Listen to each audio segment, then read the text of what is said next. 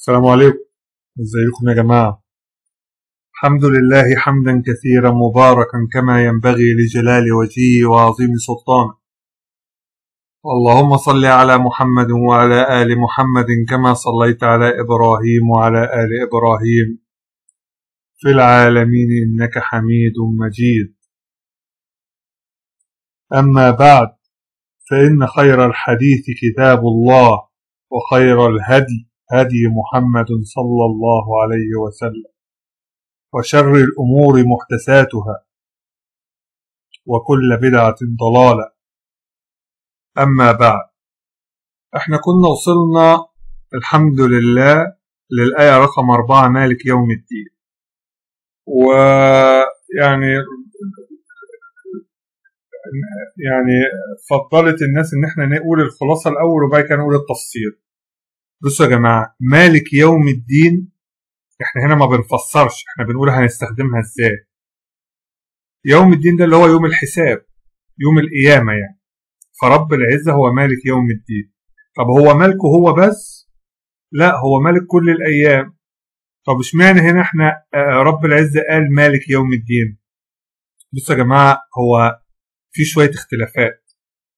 الآخرة ما فيهاش أسباب. الأسباب اللي احنا بنحرق عليها طول الوقت مش موجودة. بسم الله الرحمن الرحيم. وتقطعت بهم الأسباب. فالأسباب في الآخرة مش موجودة. واحنا اتفقنا على قاعدة ان اللي هتتعود عليه في الدنيا هو اللي انت هتشوفه في الآخرة. فانت لما تعود نفسك من الأول ان مفيش حرق على الأسباب، لما تتقطع الأسباب بينا في الآخرة مش هتبقى فارقة معانا. لأن اللي ما اعتمدش على الأسباب في الدنيا اعتمد على إيه؟ اعتمد على ربه. فهو في الآخرة معتمد على ربه. فعايزين نبطل المكنة في موضوع الحرق بتاع الأسباب. تاني يا جماعة، احنا في فرق كبير قوي ما بين ان حضرتك بتاخد بالأسباب وانك بتبقى راكب عليها فاكر ان هي في ذاتها بتخلص. لازم تبقى فاهم ان في واحد بيذاكر الأصل ان اللي يذاكر ينجح. بس ده مش قاعدة ثابتة.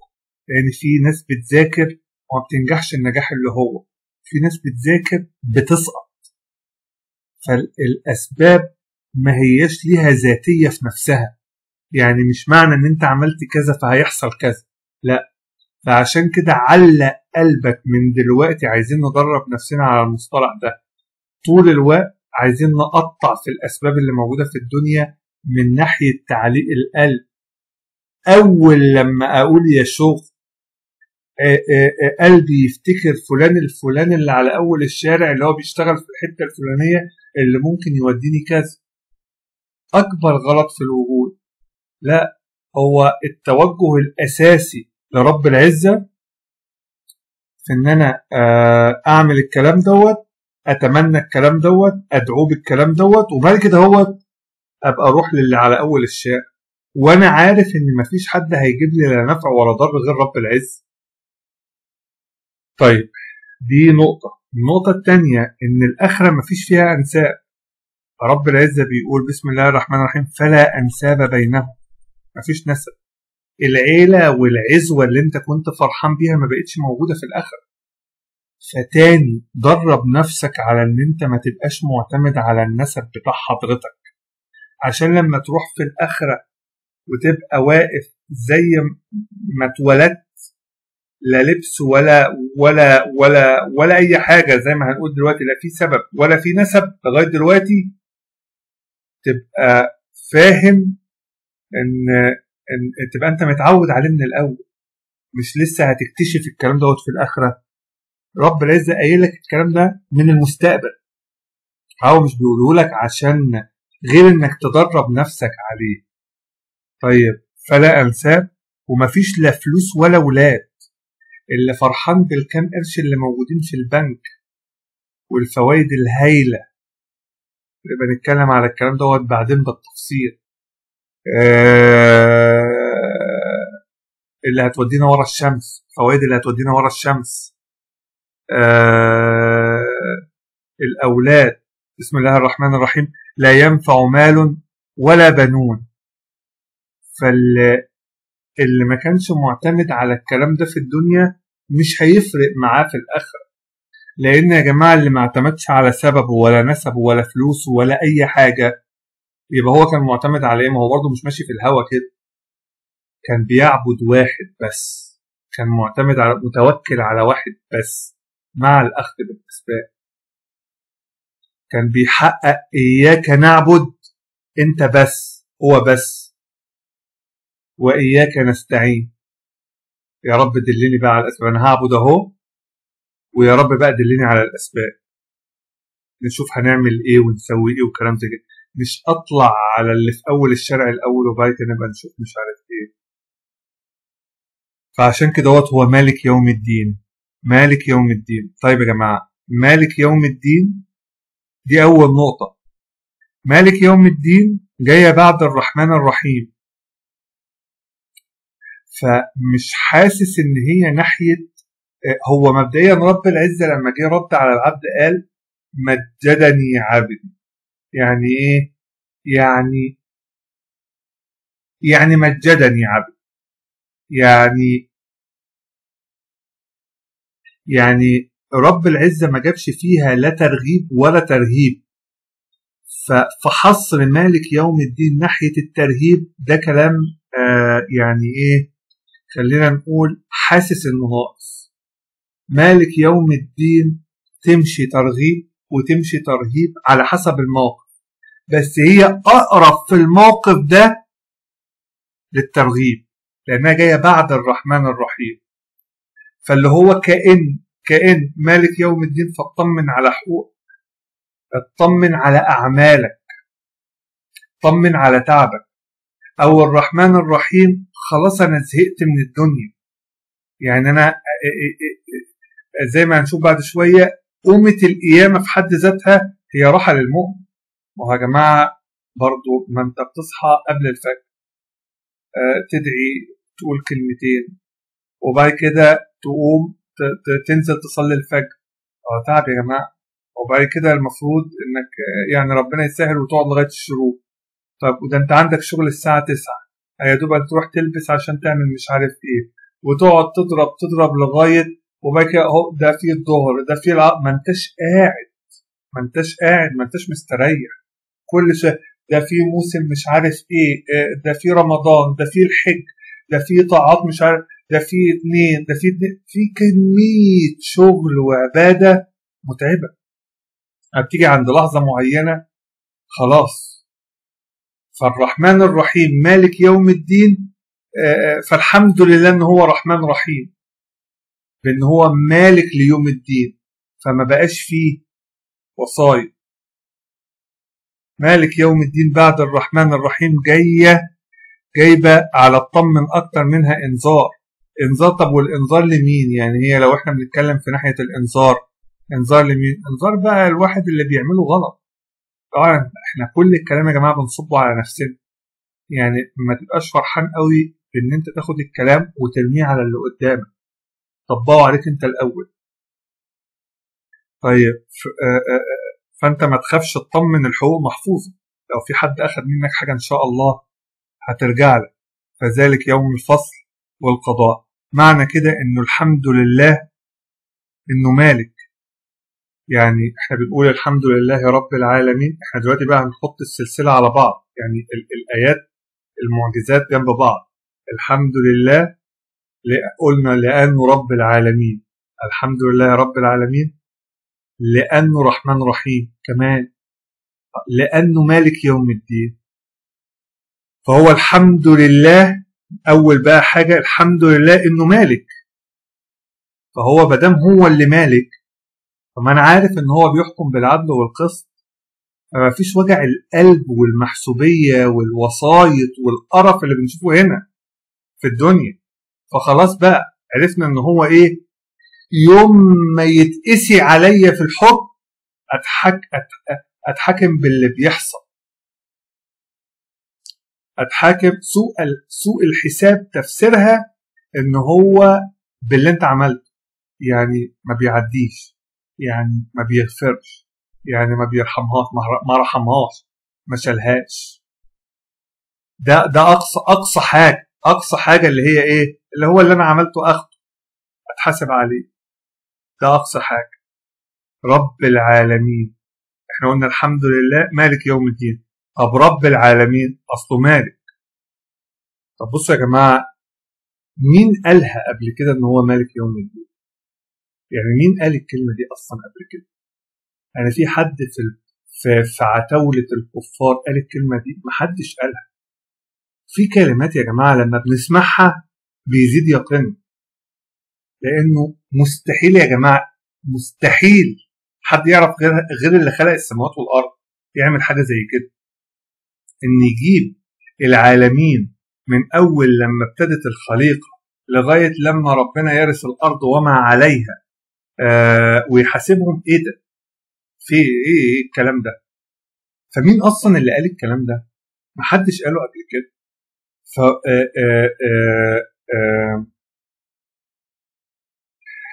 تأصيل الكلام وعدم تكراره وتوحيده ده اصلا في حد ذاته دليل على التوحيد بالنسبه لي. مفيش حد بيعرف يقول الكلام ده اصلا. يعني محدش مهما وصل للطغيان قال انا هجمعكم يا جماعه في اخر الخلق كده اهوت واروح جاي محاسب. ما حصلش الكلام ده.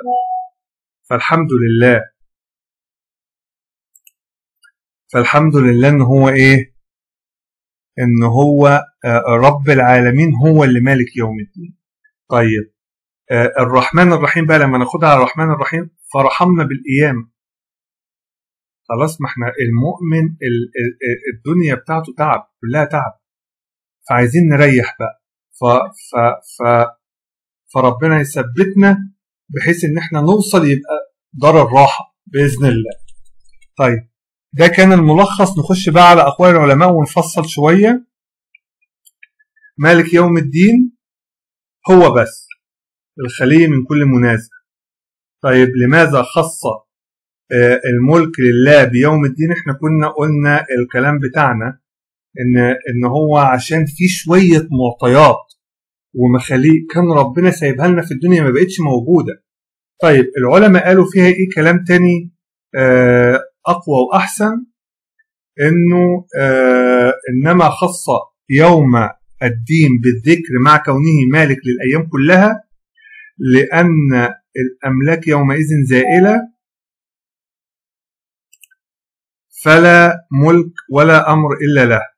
طيب وقال السعدي في تفسيره: واضاف الملك ليوم الدين وهو يوم القيامه، يوم يدان الدين، يدان الناس فيه باعمالهم الحلو فيها والوحش، لأن في ذلك اليوم يظهر للخلق تمام الظهور كمال ملكه. ما خلاص بقى ما فيش حد بينطق ساعتها، وعدله وحكمته. يعني حتى أصحاب النار بيقولوا الحمد لله. وانقطاع الأملاك، أملاك الخلائق، ما خلاص ما فيش خالص، لا بيت ولا سيارة ولا فلوس ولا محفظة ولا الهوى. حتى إنه يستوي في ذلك اليوم الملوك والرعايا والعبيد، كل واحد والأحرار كلهم مذعنون لعظمته، خاضعون لعزته، منتظرون لمجازاته، راجون ثوابه، وهكذا. ماشي. إنما قال يوم الدين ولم يقل مالك يوم الدين. مالك الدين يعني حط كلمة يوم للاختصاص. يعني كلمة يوم الدين هنا هو الأصل فيها إيه؟ إنه يظهرها. أما أجي أقول لك إيه؟ يوم السبت بقى يوم سبت غير السبت. يوم الدين هو يوم الحساب، يعني هو إيه؟ يوم للتعريف. وهنا حتة للتفسير بس كده، إن خلي بالكم إن الدين ليها كذا معنى، مش على قد حتى المعنيين دول. يعني الدين هو يوم القيامة، زي ما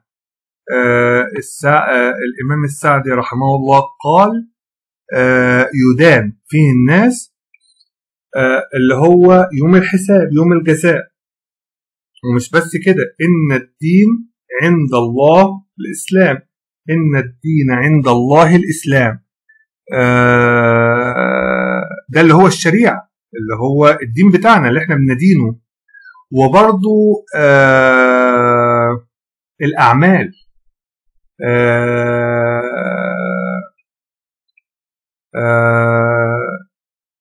الأعمال يعني برضو من ضمن المعاني بتاعتها الأعمال. طيب تأمل كيف تضمنت هذه الآية إثبات المعاد، يعني الجزاء آخر حاجة، يعني المعاد اللي هو يوم القيامة، وبعد كده جزاء العباد بأعمالها. الكويس فيها والوحش، وتفرد الرب تعالى بالحكم إذ ذاك بين الخلائق كون حكمه تعالى بالعدل. من أجمل التأملات في سورة الفاتحة أن تدرك أن مالك يوم الدين هو الرحمن الرحيم، أن تدرك أن مالك يوم الدين هو الرحمن الرحيم. وإحنا الكلام دوت قلناه إن الحمد لله إنه مالك يوم الدين، رب العالمين مالك يوم الدين، الرحمن الرحيم مالك يوم الدين. مالك يوم الدين خص الله الملك بيوم القيامة لأنه اليوم الذي لا يشذ فيه أحد عن ملك. خلاص كله تحته، مفيش فكرة الأسباب والأنساب والأرحام والفلوس والأولاد، مش موجودة الكلام ده. طيب حتة برضو تفسيرية، صفات الجلال أخص بالله، الحمد لله مالك يوم الدين دوت صفات جلال. صفات التدبير أخص بالرب، رب العالمين، التدبير اللي هو الرزق والأكل والشرب والسماء والأرض وكلام زي كده. طيب وصفات الإحسان اللي هي الرحمن الرحيم. تمام، يعني ابن القيم رحمة الله عليه بيأسس للكلام. دايما العلماء الكبار دول بياخدوا كل لفظ ويحطوه في الحتة بتاعته اجتهادا، فربنا يجازيهم عننا ألف خير. الرحمن الرحيم مالك يوم الدين، الرحمة فضل والجزاء عدل، اللي هو في مالك يوم الدين يوم القيامة يعني. والحمد لله من الفضل هو جابها العالم أو الإمام جابها بطريقة تانية، إن فضل ربنا سابق الحساب. فإن شاء الله تبقى الدنيا بإذن الله على المؤمنين الدنيا سهلة بإذن الله. 7 من المثاني مالك يوم الدين، فيها قرايتين، ملك وديت بتدل على الملك والسلطان، ودي ناحية الايه الترهيب، ومالك بتدل على التصرف والحكمة ففيها ترغيب، اللي هو اللي احنا قلنا ان هم شاملة الاثنين، بس اكتر احنا كمنها جاية بعد الرحمن الرحيم ميالين انها تبقى ناحية الرحمة. طب وهو ده هيفرق معانا في حاجة؟ طبعا مش هيفرق يا جماعة، طبعا مش هيفرق، لان المعنيين منطبقين وبنحطهم علينا الرحمن الرحيم، فاحنا بنطمن ساعة لما نبقى كويسين. والرحمن الرحيم ومالك يوم الدين انا قلقان وانا قاعد في القهوة، لا تبقى فيه مشكلة، لا يحصل مشكلة، لو مت في اللحظة ديت هقول له ايه، وانا بستلم الفوائد اقول له ايه الفوائد دي عبارة عن ايه يعني، وهكذا يعني. طيب مالك يوم الدين كما أنها صفة تعظيم لله العظيم، فإنها واعظة للمصلي ليأخذ لذلك اليوم أهبته، يعني يشتغل على نفسه، يعني يطمن ويشتغل، برضه ترغيب وترهيب. الله يستحق الحمد لأنه مالك يوم الدين، يضع فيه الموازين بالقسط وينصر المظلوم ويعذب الظالم، وهذا من تمام عدله وسلطانه. هياخد لي حق، اطمن لا تقلق لا تخاف، فإنك تقرأ في كل ركعة مالك يوم الدين، فإن كان لك حق فستأخذه وإن كان عليك فسيقتص منك.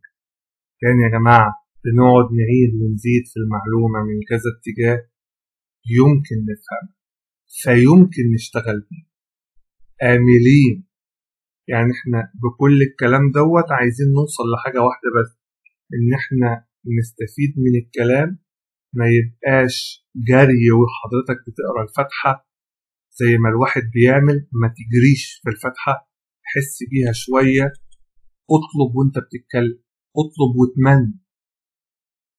فمش هنطلب منه، نطلب من مين طيب؟ الحمد لله، فالله محمود بذاته. اقترن الحمد بهذه الصفات برضو تاني. الإمام قال الحمد لله فلله، فالله محمود بذاته وصفاته على العموم. يعني كلمة الحمد لله، فالحمد لله، الحمد لله كل الحمد، حمدني عبدي. ثم محمود بصفات الربوبية، فالحمد لله رب العالمين، وهو محمود في كونه رحمن رحيم، فالحمد لله الرحمن الرحيم. طيب، ومحمود في تملكه، فالحمد لله إن هو مالك يوم الدين. برضو حطينا اتحط لفظ الحمد بعد كل لفظ من اللفظات دي، وكل لفظ يعني مثلا مالك يوم الدين يتحط قبله كل آية من الآيات، يعني الحمد لله وهكذا. وديت من معجزات القرآن اللي أنا شايفها، إنه كله راكب على كله، حاجة في منتهى الروعة والجمال، حاجة في منتهى الإحكام، حاجة في منتهى الإعجاز. استغرق الحمد كل الأزمنة. ما هو الألف واللام ديت استغراقية، يعني تقيلة كتيرة، مرة على من أول لما الخلق ابتدى لغاية الآخر. إزاي؟ فبيقول لك فالحمد لله قبل الخلق، الحمد لله حين كان تعالى ولم يكن معه شيء، قبل أي حد، قبل حمد الحامدين وقبل وجود الخلق والكائنات. فاستغرق الحمد هنا الزمن الأول. غالبا اللغة دي بتاعت الإمام الرازي. وعند خلق العالم رب العالمين، لما جه بقى عمل بقى في عالم أصلا، فبقى الحمد لله. فالحمد لله من الأب، والحمد لله لما بقى في خلق، والحمد لله لما ابتدت الرحمات تنزل، عمالة تنزل، فالحمد لله إن هو رحمن رحيم. واستغرق الحمد لغاية لما وصل لغاية يوم الجزاء، لغاية لما دخل أهل النار ودخل أهل الجنة. وآخر دعواهم أن الحمد لله رب العالمين. يا رب وعدنا. إلهيته سبحانه، وربوبيته ورحمته وملكه في أول الفاتحة على ذكر سائر الصفات هي المؤدية إلى اهدنا. يعني احنا هنبقى نقول الكلمة دي بعد شوية بعدين، يعني إن شاء الله ما نخش اهدنا يا صراط المستقيم، لأن تاني يا جماعة كل الآيات مودية لبعض. أنا عشان عملت كده وصلت لكده، أو أجيبها من الآخر للأول. تعدد الابتداء ده في حد ذاته رعب، حاجة في منتهى الإعجاز والجمال. الحمد لله إن احنا خلصنا، وإن شاء الله نبتدي المرة الجاية إياك نعبد وإياك نستعين. شكرا، السلام عليكم.